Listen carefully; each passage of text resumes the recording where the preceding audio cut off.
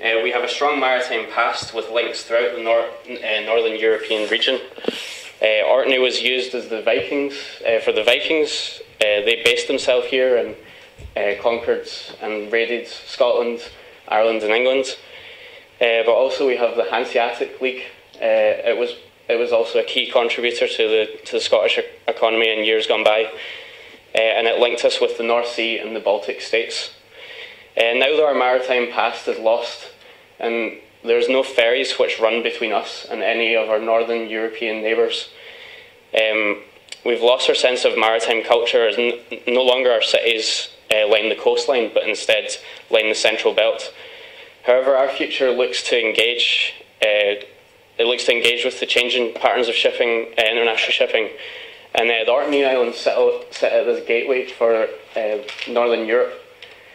So they combine together such concepts and ideas as the Northeast Passage, which is this one here, and this is 40% quicker for ships to go across the top of Russia and Norway than it is to go through the Suez Canal. But why are we not using it at the moment? It's now the waters are no longer icy and we can go through it. And this is also, and there's another initiative as well, which is connecting China with the eastern seaboard of America. Currently their plan is to stop in Narvik in Norway, but why can't it stop in Orkney instead? And why can't we actually predict in the future that there is such things as the Orkney Arctic lines? So these would be ships that don't only, it would be like a new ship which would traverse the northern sea route, and this would be a combination of an icebreaker and a container ship. So this is something at the moment to go across this northern sea route for 6 months of the year. You do have to use an icebreaker, but we are saying that you would eradicate that if these new ships were available. And this would bring us back to an era where we could actually begin to use the Clyde again, and the production of container ships could be imagined along here. It would result in a booming heavy industry, giving Scottish people the opportunity of a new labour-intensive work. And can you imagine the scene though, as ships big and small line the waters of Scapa Flow? All of these ships, hundreds of them, lining the world's great harbour, one of the world's great harbours, one of the most idyllic stretches of water in Scotland. Well, of course you can. The Royal Navy used it throughout the World War I and II. And on top of that, the Hudson Bay Company used it as a base. But you would also imagine that whaling industry and during the Viking era would see Scapa Flow used as a base. New container ships use Scapa Flow as an anchorage waiting to dock at one of the many berths at the new container terminal. Long fingers of land stretch into the deep water, creating 50 berths lined with cranes. From here, the containers are lifted from ship and mechanically moved to either the stack, or they're moved occasionally around the islands. The light rail, the containers would be put on to go around the ship, it wouldn't just move containers about, but it would also move cargo. It would move energy around the islands, water and waste. And we can begin to imagine that other industries would form as well. And this is 3 sites. So the bottom one is Lyoness on Hoy, and then we've got Stromness and Hatston, which is just outside Kirkwall. These would be used for the renewable industry, and the renewable industry, as we know, is one that's quite prevalent in Orkney at the moment. But just imagine for a second that a worker at one of these factories may design and manufacture a generator to put into the water around Orkney, or indeed anywhere else in the world. The largest container ship, of course, container terminal, of course, is just on your doorstep, so exporting would not be a problem. From the factory, it could be easily transported around either by boat or by light rail, and then it would be deployed and taken to its site, which generally is in the North Isles of the islands. Maintenance, of course, would also be a industry which could develop, and this would be based within Stromness.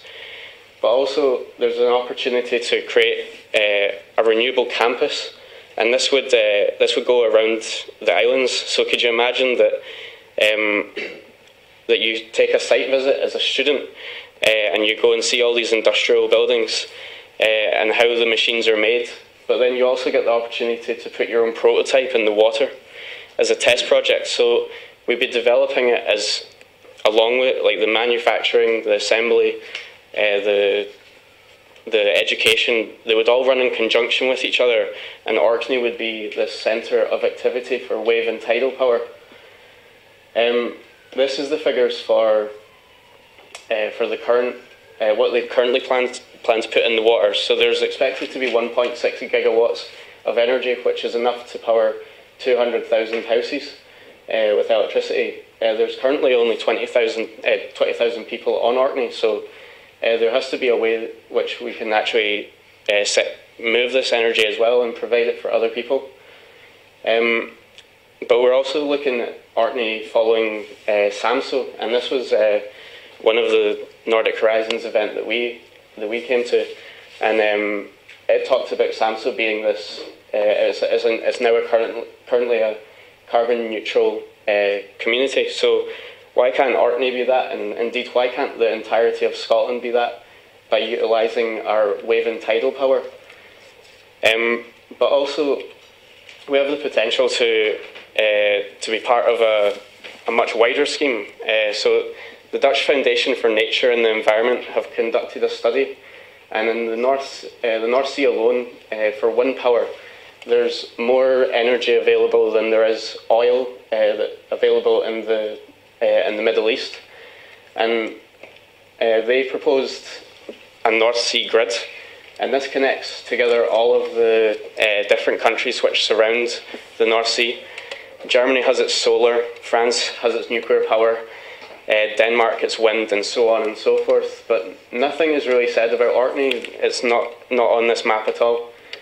So we plan to bring it in as not only a contributor, but also a key stepping stone to Iceland to bring in their geothermal potential as well. Of course, as mentioned before, this loop would allow for many different systems and infrastructural challenges to move around it. This is the energy grid, so it would hook up towards Iceland, towards Shetland and Norway, back down towards this new North Sea grid, and also back to Scotland. But also an increase in the population for work and play will result in a need for new ways in Orkney to provide water, and also the way that we deal with our waste, and never mind how we manage to feed ourselves. So imagine the changes in the landscape of Orkney as it is. A new container terminal, the new industrial buildings lining a light rail which encircles Scapa Flow. Also found along the loop would be newly dammed reservoirs. Water would be transferred from these reservoirs to settlements lining the same route.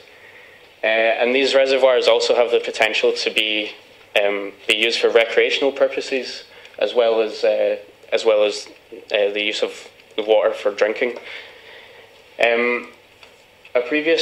Another previous Nordic Horizons meeting which we went to was when we got introduced Helsingborg's answer to landfill sites, and they decided to not see waste as a hindrance, but instead to exploit it for its energy. So we're keen to employ this around the islands as well, and this would provide with 100,000 Orcadians planned in the future.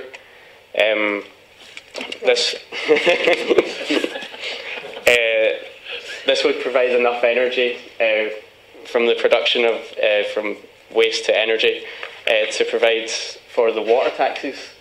So these water taxis would connect all the Northern Isles, and we're keen to keep the south as the industrial part, while the north remains rural and maintains its farmland. So there's not much actual infrastructure on it. Orkney is an archipelago with huge potential, which we hope we've demonstrated, but it can integrate many different scale projects together to form a future hub for sorry,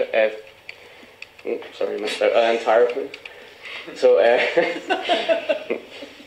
we also have the idea about food getting around islands. So this is one of the cows which we met on Hoy, and there's 50,000 cattle on Orkney at the moment, which is stark in comparison with the rest of the Highlands. There's only 70,000 cattle in the entire Highlands. So how do we move and export this commodity as well? And not to mention also the potential for a booming fishing industry, both out in the open ocean and also fish farms around the islands. The Scapa Loop would also allow for the export of current industries. So your cheese could go all the way around the world, as well as Highland Park. But another industry that we're looking at and wanting to not only maintain but enhance is the tourism industry. At the moment, Orkney is the most visited cruise liner destination within the UK. But there's potential to have more people come to the islands if this new loop is introduced. Because it's got a light rail, it would allow you to travel around the islands with ease to sites such as the Standing Stones of Stenness, the St Magnus Cathedral, and also the Italian Chapel. But with all these people coming to Orkney, there's this idea of urbanisation, but we're keen to completely say that Orkney would not be urbanised because of this thing called Network City, which we've developed from something that we learnt from the Faroe Islands. In the Faroe Islands, there was a migration of people towards to Tórshavn, and as Tórshavn became more and more populated, the price of houses went up, and this encouraged people to go back to their old communities, and all the islands were linked up, so that this main dot here, which is Tórshavn, anywhere on the islands that has a tunnel or a bridge to connect them, it would only take you 30 minutes to get to your work, which, for example, could be in Tórshavn. So we were keen to employ this on Orkney as well, and we would see the gradual expansion of towns rather than the urbanisation of Orkney. And one of the places which it would happen is at St Margaret's Hope. So this is just a nice picture of St Margaret's Hope. But the container terminals, shipping and the renewables would be the main part of these islands. But not only that, we see that these two industries and all the other industries have the potential to make a profound impact on the north of Scotland. And we believe that if people begin to reclaim the coast, the highlands and the islands, much like the Norwegians do, their cities aren't built around the central belt. There's this potential for the country to become this Nordic Scotland, and it would much greater reflect our culture, our economy, and also our climate. So we have written a manifesto which details this entire proposal into 5 categories. They're all a consequence of possible Orkney and the way in which the country, in our opinion, should move forward. Firstly, a new north will allow Scotland to reassess its social, political geography and assert itself as the most accessible, fertile and ethnically diverse country in the north, something which Leslie has written about before. I think we must...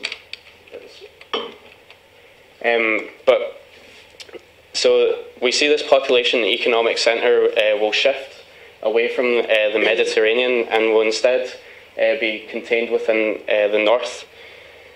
New maritime industries will present new opportunities for technologies to be built using present-day skills. In the short term, shipyards across Scotland can be put to use constructing tidal and wave generators.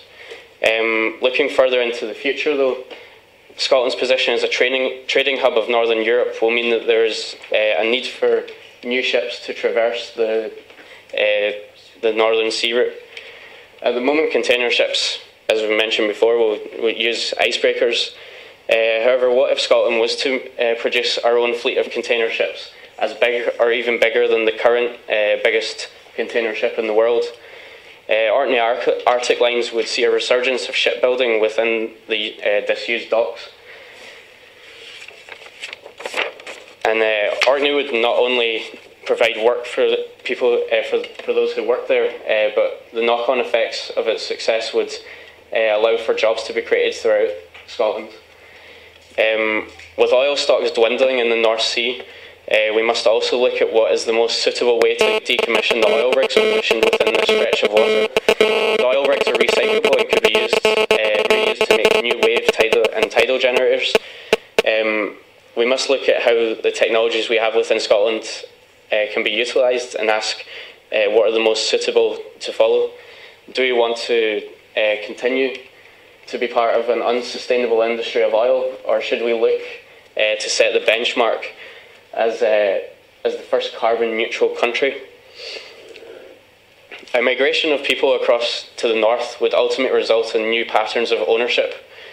In Orkney, landowners already own the foreshore under Udal law. However, the new economic frontier of maritime energy lies a few metres beyond the low tide mark along the coast of Scotland. Could we see a change to policy within Scotland regarding ownership of land and sea as communities grow along this coast?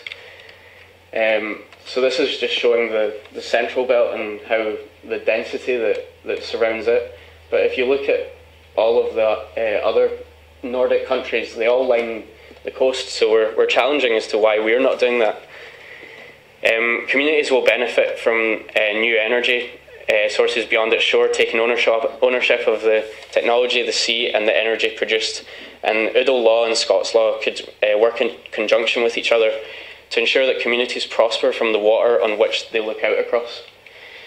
The education of a nation will change as well. As industrial progress is made, then so too shall educational progress be made, as both run in conjunction with each other. This takes precedent from an advancement of energy technologies in the 1950s, and we can envisage that Scotland's educational facilities will begin to line the coastline as establishments. This is just our sort of mock Orkney Marine University prospectus. It could cover all forms of education, from apprenticeships to research, and these shall all enhance the technologies process being made and new energy and maritime technologies. This education and these industries will become accessible to all, with our knowledge being spread throughout the world. And this is something which is happening already on a small scale within the Orkney Islands, as the EMEC, the Energy Marine Energy Centre, they have recently in 2011 set up a collaboration with China to develop a wave test site in Shandong, and there's currently plans for students to come across to actually work in Orkney, or to study in Orkney from China. So the education will also see a resurgence in manual labour and put people back in work across Scotland. It will open up new job opportunities using skills which, as a nation, we have lost. Lastly, the mobility of Scotland will also change drastically. Currently, Scotland is reliant on the Central Belt as its main means of transport to the rest of the world. But the migration of people north will mean new maritime and air transport will be needed to sustain this population influx. Roads to connect these back to the Central Belt will be constructed, and all in all, will become a much more accessible destination for tourists, for workers, and new industries will set up business here. With people spread along the coastline, life in the north will remain rural in comparison to larger cities in the central belt. However, rural life should not be synonymous with remoteness, in the same way that rural Scotland is not synonymous with the Victorian romantic idea of a quaint Scottish countryside. Access to work, education, leisure shall not be inhibited by this move north, but rather enhanced by it. You may question as to whether the manifesto for Scotland is at all related to architecture. But as architects, we're a profession which has the potential to bring many resources, people and skills together. And it is something which we've lost in our line of work. As Mike said earlier, we're no longer someone who plans for the next 10, 20 or 30 years. Instead, we plan for the next 5 years. We no longer plan for a town or a city, or in our case, a country. And what we've shown tonight is our version of a future Scotland. We're not saying it's correct, but we believe that Orkney is the main ingredient in this future Scotland. We believe that Scotland is one which is underexploited and is in need of a radical shift in the way we construct our towns and cities. We must reassess our socio-political geography, as we will have a huge impact on the future of Northern Europe. We'll be at the centre of this new Nordic region, but firstly we must make the big moves, ones which will ensure the future of our country is a bright one. And the last time we were here, we seen Søren Hemnensen believe that Samso was at the centre of the world. Well, we disagree with that. Orkney is at the centre of Scotland. It's the centre of Northern Europe, and it's the centre of the world.